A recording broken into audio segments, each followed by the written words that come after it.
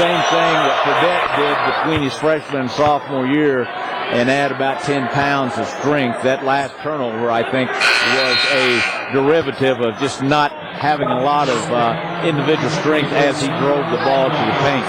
Fredette has really grown in that weight room, and you see those big, strong shoulders have led him to be an outstanding finisher around the basket.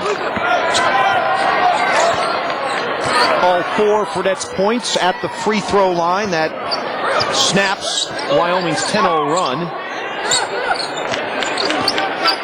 Cowboys shooting well. And a double dribble called against Wyoming. You go back to that field goal percentage number, Joe, very telling stat. Wyoming, when they shoot better than their opponents this year, they're 17-3. When they get outshot, 1-7.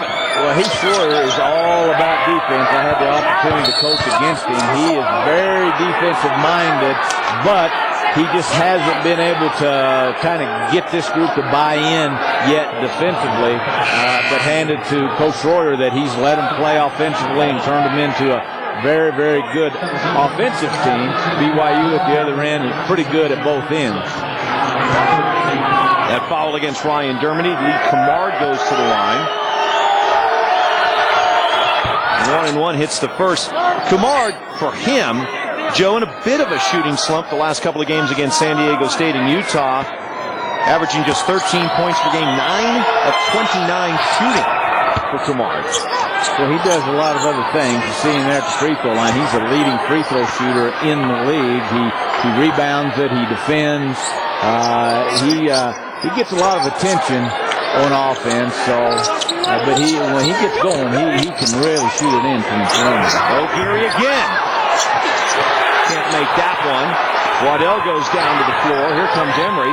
Tavenari in transition. Swish.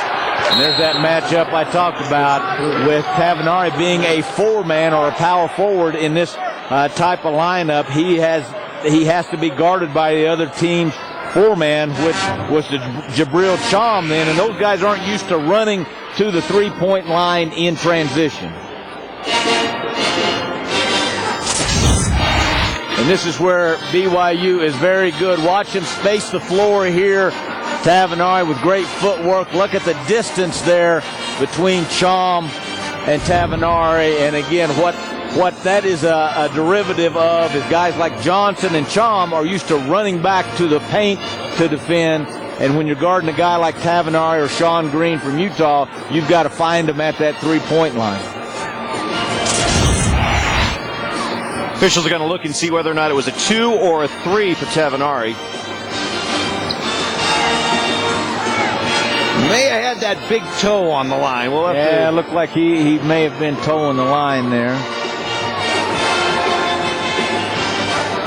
Well, you know our crew has every possible look. Let's see if this one. Still hard to tell because the men's line is not as dark as the women's line. No, it's painted yellow here, and the women's line, it's tough to pick it up on a shot like that. I think they're going to give him 2, though. 2. Okay. And for Tavenari, after being held scoreless against Utah, he has 9. Your experience, how do really good players come out that next game when they struggle like that? What's their mindset? Well, with Jonathan Tavenari, you don't have to worry about him. He's going to score. What I like is that in the Utah game, he didn't score, but led his team in rebounding with 8, he and Chris Miles. So to me, that shows he was playing hard. From what I understand, Sean Green did a great job of shadowing Tavenari. Sean Ogirri, once again, boy, he just needs a crack of daylight to get that thing off. He has been on just an unbelievable roll in these last couple games. He had 6 threes in the first half against Air Force. He has 5 already here. Little set play by Tavenari there. The hot shooting of Sean Ogirri, 17, giving the Cowboys a 7-point lead.